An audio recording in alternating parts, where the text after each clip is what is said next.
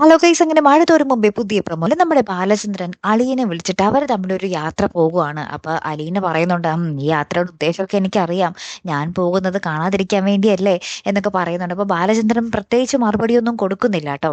അപ്പുറത്താണെങ്കിൽ നമ്മുടെ മനു വൈജയന്തിയായിട്ട് സംസാരിക്കുന്നുണ്ട്. അപ്പൊ വൈജയന്തി പറയുന്നുണ്ട്, എനിക്ക് എന്റെ മക്കളിനി വേണ്ട, എന്റെ മക്കൾക്ക് ഒരു രണ്ടാനമ്മയെ കിട്ടി അലീന. ആ രണ്ടാനമ്മ ഇനി എവിടെ എന്ന് അവിടെ നിന്ന് ഒഴിയുന്നോ അന്നേ ഞാൻ അങ്ങോട്ടേക്ക് ചെല്ലുകയുള്ളൂ. ബാലചന്ദ്രനുമായിട്ട് ഇനി യാതൊരു ബന്ധവുമില്ല എന്ന് കടുപ്പിച്ച് നമ്മുടെ വൈജയന്തി പറയുന്നുണ്ടേ.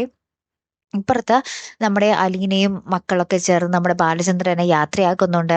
അതിനു മുമ്പ് എല്ലാവരും കൂടെ ഒത്തൊരുമിച്ച് ഫുഡൊക്കെ കഴിക്കുന്നത്, അതായത് അലീന എല്ലാവർക്കും വിളമ്പി ഭയങ്കര ഹാപ്പി ആയിട്ട് ചിരിച്ചും കളിച്ചൊക്കെ ഫുഡ് കഴിക്കുന്ന ഒരു നിമിഷങ്ങളുണ്ട്. അപ്പൊ ആ സമയത്ത് നമ്മുടെ ബാലചന്ദ്രന്റെ ഉള്ളിൽ തീയാട്ടോ.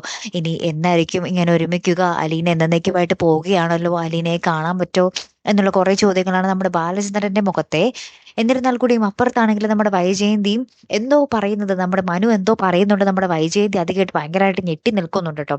പിന്നീട് നമ്മുടെ മനു അലീനയെ വിളിച്ച് ഒന്നും കൂടെ ഒന്ന് പറഞ്ഞു നോക്കുന്നുണ്ട്, പോകാതിരിക്കാമോ എന്നുള്ളൊരു കാര്യം. അപ്പൊ അലീന പറയുന്നുണ്ട്, അത് മാറ്റാൻ പറ്റില്ല മനുവേട്ടാ, ഞാൻ പോയാൽ മാത്രമേ മാഡം ഇങ്ങോട്ടേക്ക് വരികയുള്ളൂ, മാഡം വന്നാലേ ഈ കുടുംബം പൂർണ്ണമാകുള്ളൂ എന്ന് നമ്മുടെ അലീന പറയുന്നുണ്ടേ. അപ്പൊ ഇനി എന്തായിരിക്കും സംഭവിക്കാൻ പോകുന്നത്? നമ്മുടെ അലീന അവിടെ നിന്നും പോയാല് വൈജയന്തി എല്ലാ സത്യങ്ങളും അറിയും എന്ന് നമ്മുടെ ബാലചന്ദ്രൻ കട്ടായം പറയുന്നുണ്ട്. ഇനി അറിയുമ്പോഴുണ്ടാകുന്ന അവസ്ഥ എന്തായിരിക്കും?